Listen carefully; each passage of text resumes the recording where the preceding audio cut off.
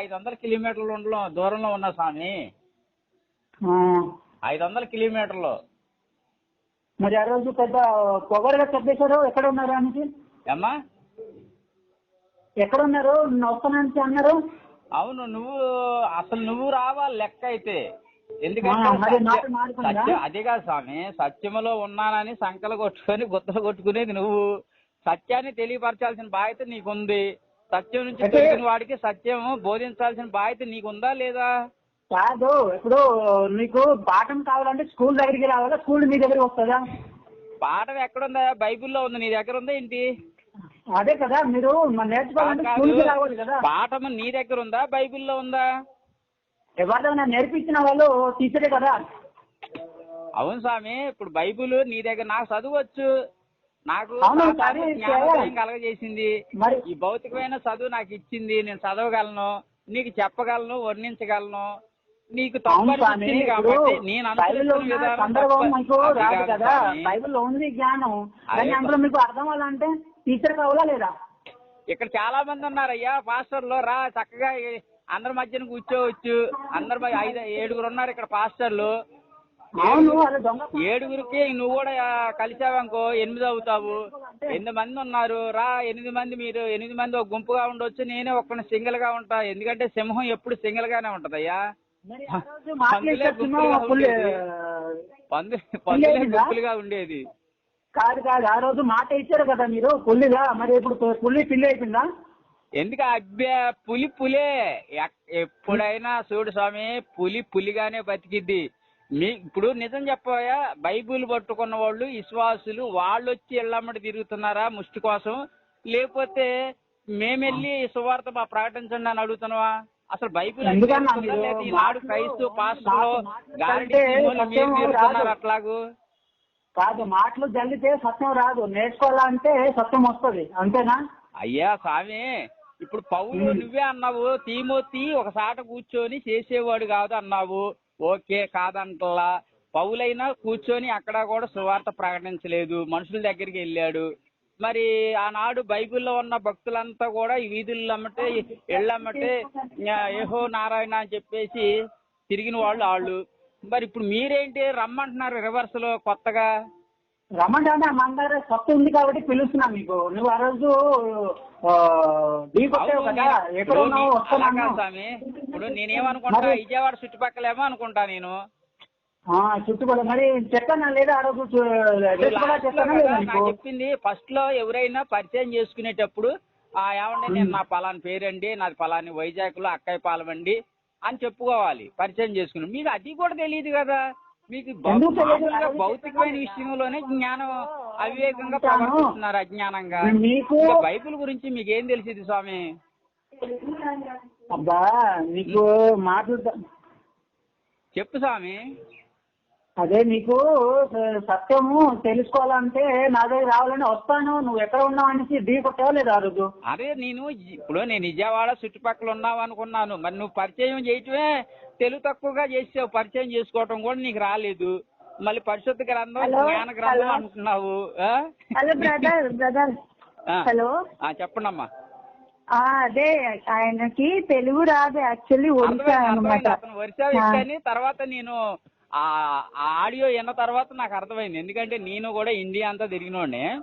అతనికి తెలుగు స్పష్టంగా మాట్లాడడం రాదు, అందుకని అప్పుడు మాట్లాడలేకపోయారు. అంటే ఇక్కడ మాది బైబిల్ ఓపెన్ యూనివర్సిటీ అన్నమాట.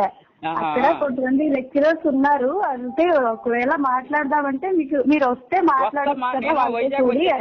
తల్లి మీ పేరేంటో తెలీదు, నేను వైజాగ్ వచ్చే పని ఉంది. అక్కడ కూడా నాకు ఫాలోవర్స్ అభిమానులు ఉన్నారు. నేను వాళ్ళందరూ కూడా రమ్మని కోరుతున్నారు. నేను ఒకసారి వస్తా. ఆల్రెడీ పని ఉంది నాకు వైజాగ్ లో. వచ్చినప్పుడు నేను పక్కగా కలుస్తాను. మీ పేరేంటి తల్లి? నా పేరు రూతు అండి.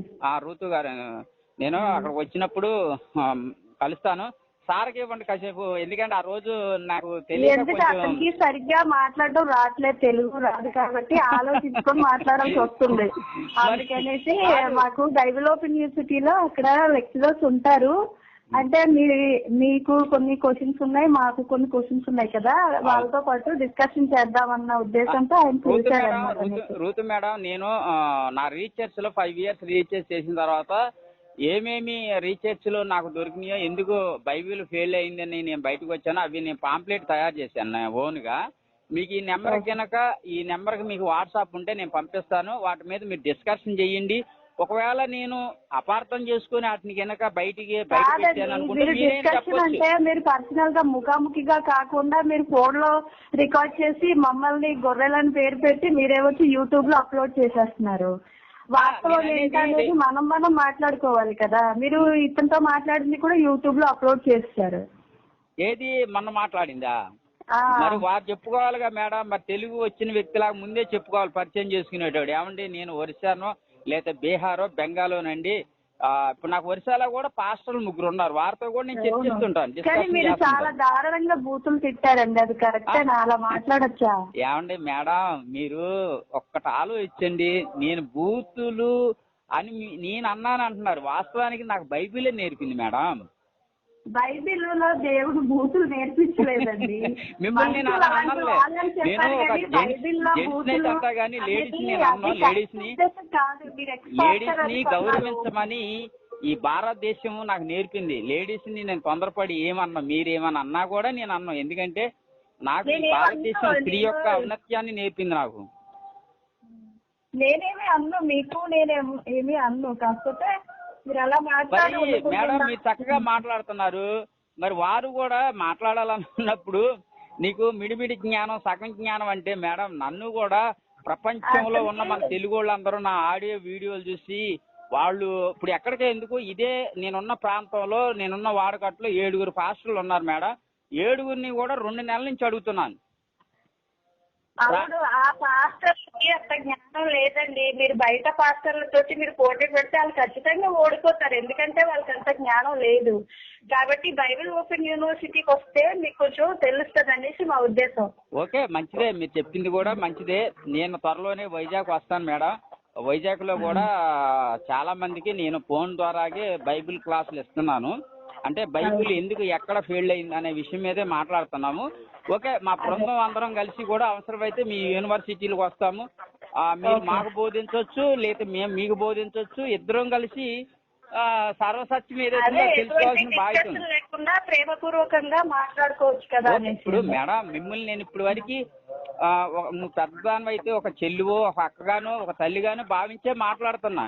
కాకపోతే ఆ రోజు మరి వారు మీకు ఏమవుతారు, హస్బెండ్ అవుతారు, ఏమవుతారు నాకు తెలీదు. నన్ను ఎక్కువగా పదే నీకు మిడిమిడి జ్ఞానం ఉంది, సగం జ్ఞానం ఉంది, ఇవన్నీ తెలియక అలా మాట్లాడేసారులేండి. ఆ విషయాల్లో మీరు మాట్లాడొద్దు. ఇప్పుడు నేను ఆల్రెడీ చూడండి ఆడియో మళ్ళా ఒకసారి వినండి. నేను బైబిల్ తెస్తుంటే మళ్ళీ ఏమో నువ్వు కొత్త నిబంధనలో కాదు, నువ్వు అక్కాల కాడికి రమ్మంటాడు. నేను అక్కాల కాడికి వస్తేనేమో, అంటే పాత నిబంధన కాడికి వస్తేనేమో మళ్ళీ ఇంకోలాగు, అంటే రెచ్చగొట్టే ధోరణి ఉండకూడదు మేడం. ఒక డిబేట్ చేస్తున్నాం అంటే ఇప్పుడు సున్నితమైన వాస్తవం అంటే, సరే నేను లోకంలో కలిశాను, మీరు అనుకున్న మీ బైబిల్ లెక్కల ప్రకారం నేను లోకంలో కలిశాను. నాలాంటి వాడితో డీల్ చేసేటప్పుడు ఎంత మృదుత్వంగా మాట్లాడాలి మేడం. ఇప్పుడు మీరు మాట్లాడుతున్నారు, ఏమన్నా డిస్కషన్ రేజ్ అవుతుందా? ఏమన్నా బూతులు ఏమన్నా డొల్ని నా నోటుకుంట కానీ, మీ నోటుకుంట కానీ?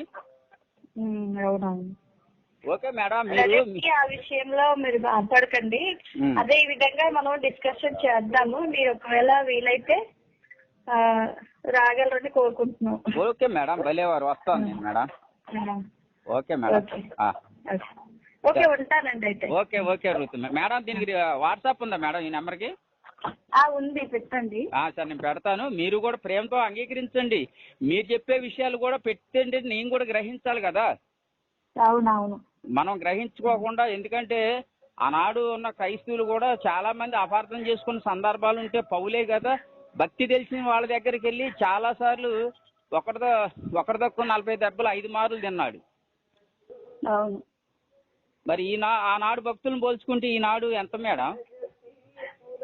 అవునండి, వాళ్ళ క్రైస్తవులకి బాధ్యత ఉంది. ఏంటంటే వాళ్ళకి సున్నితమైన స్వభావం ఉండాలి, మృదుతత్వం ఉండాలి. ఏతు అడుగు ప్రతి వానికి కూడా సాత్వికంతోనూ భయంతోనూ సమాధానం చెప్పడానికి ఎల్లప్పుడూ కూడా సిద్ధపడి ఉండాలని బైబిల్ లేఖనం చెప్తుంది. సరే మేడం, మరి చెప్పండి. మీరు హిందూలోకి ఎలా వెళ్ళిపోయారో నాకు అర్థం కావట్లేదు. మేడం, నేను నిజంగా క్రైస్తవ కుటుంబ బ్యాక్గ్రౌండ్ లోనే పుట్టినాను. బైబిల్ రాజమండ్రిలో చర్చిపేటలో చర్చ్ ఆఫ్ క్రైస్ట్ లో బైబిల్ ట్రైనింగ్ చేశాను. ఆ సంస్థ కర్త కర్మ క్రియ నడిపించే సంస్థ పేరు విసి రెహబాం గారు. నేను 40 ఏళ్ళు వచ్చిన దాకా కూడా నేను ఫైటింగ్ చేసేవాడిని.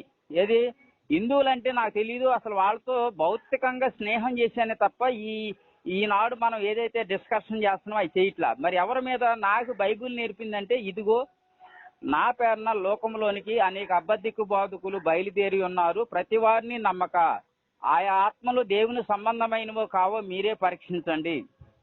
ఇట్లాంటి లేఖనాలు చూసినప్పుడు మనం ఇప్పుడు బైబిల్లో ఇప్పుడు అబద్ధిక బాధకులు అంటే ఎలా ఉంటారు అనుకుందాం. త్రాగుతుంటే అబద్ధికుడా, లేదా సిగరెట్లో గుట్టకాలో ఇంకేవో నవ్వుతున్నాడు అనుకో, అవి కనపడి అని అబద్ధికుడా? దేవుడు వాటిని ఉద్దేశించే చెప్తున్నాడా బైబిల్? అబద్ధం అంటే ఏంటిది?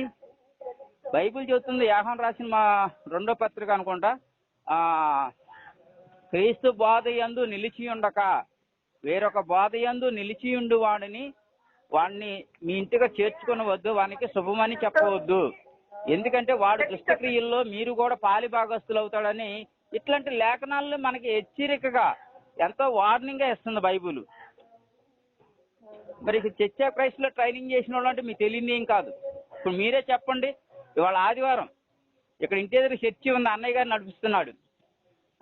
అన్నయ్య గారేమో వాళ్ళు చేసే విధానం ఏంటి, ఆదివారం వస్తే ఆరాధన ప్రార్థనతో ప్రారంభించి 2-3 పాటలు పాడి, ఆ తర్వాత పాటలు పాడేటప్పుడు ఇక్కడ ఒకటి ఉంది, పాటలు పాడేటప్పుడు వాయిద్యాలు ఉపయోగించకూడదు, చప్పట్లు కొట్టకూడదు, పాటలు పాడేటప్పుడు పాటకు ముందు పాటకు వెనమాల హల్లెలూయా అనే పదాన్ని వాడకూడదు, యేసుని దేవుడు కాదు దేవుని కుమారుడు అని ఇందులోనే మళ్ళీ దశంభాగాలు లేవు చర్చ్ ఆఫ్ క్రైస్ట్ లో. అంటే ఇది ఒక గుంపు కనపడుతుంది, ఇంకొక గుంపు దీనికి భిన్నంగా కనపడుతుంది. మరి ఇప్పుడు అదే బైబిల్ ఒక్కటే కానీ చాలా మంది శాఖలుగా విడిపోయారు, అంటే దాన్ని అర్థం చేసుకోవడంలో విఫలమయ్యారు అన్నమాట.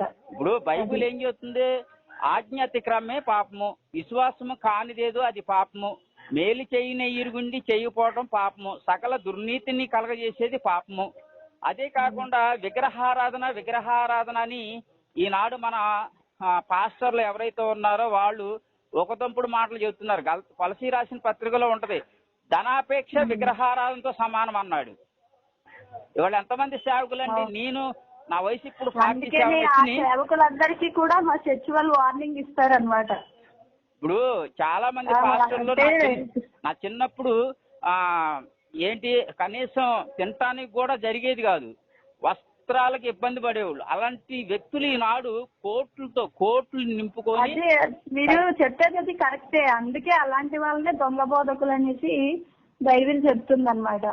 ఇప్పుడు ఖరీదైన కార్లు పౌలు ఏం చెబుతాడు, నేను తల్లి గర్భం నుంచి పుట్టినప్పుడు ఏమీ తీసుకురాలేదు, పోయేటప్పుడు ఏమి పట్టుకుపోను గనుక ఏం కలిగి ఉన్నాడు అంటే అన్న వస్త్రములు కలిగి ఉన్నాలని పౌలు చెబుతాడు. తర్వాత ఏమో పాత నిబంధనలో చూస్తే మీకు ఉండటానికి నివాసం ఉండాలి కాబట్టి మీరు గృహాన్ని ఏర్పాటు చేసుకోమన్నాడు. అంటే ఒక మానవుడు కావాల్సింది ఏంటండి, అన్న వస్త్రాలు, ఒక గృహం. ఇంతగా మించి ఎవరు ఏది ఆశించినా గానీ మత్తయి సువార్త 6వ అధ్యాయంలో కూడా యేసు చెప్తున్నాడు. మరి ఇప్పుడు మనం చెప్పుకున్న వీటన్నిటి కూడా ఎంత భిన్నమైన బోధ ఎంత జరుగుతుందంటే 90-80% జరుగుతుంది వాళ్ళ భూమి మీద. వాళ్ళేమో నేను వెళ్ళి ప్రశ్నిస్తేనేమో నీకు బైబిల్ అర్థం కాలేదు, పోనీ ఈ గుంపు వెళ్ళి వాళ్ళని ప్రశ్నిస్తే మీకు బైబిల్ అర్థం కాలేదు.